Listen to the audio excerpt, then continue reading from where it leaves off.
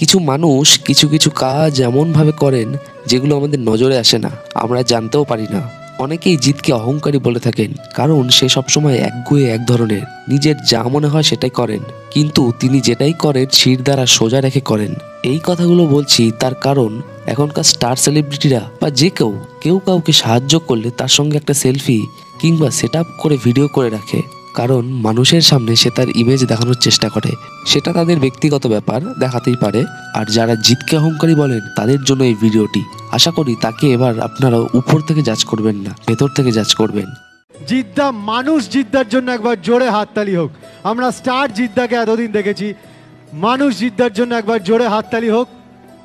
কাকিমা দুটো কথা আপনি বলুন, তারপর আমরা শুভজিতের দিকে।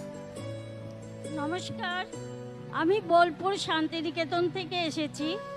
আমি এই জিতের সঙ্গে আজ 18 বছর ধরে যুক্ত।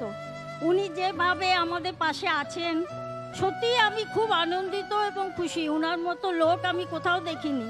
আমার ছেলে অসুস্থ বলতে তার টিটেনাস হয়ে গিয়েছিল যখন জন্মগ্রহণ করে, তো সেই চিকিৎসার ব্যাপারে উনি অনেক সাহায্য করেছেন, এখনও করছেন। আশা করি উনি ভবিষ্যতেও করবেন। আমার আর কিছু বলার নেই, উনি নিজের তুলনীয়। নমস্কার।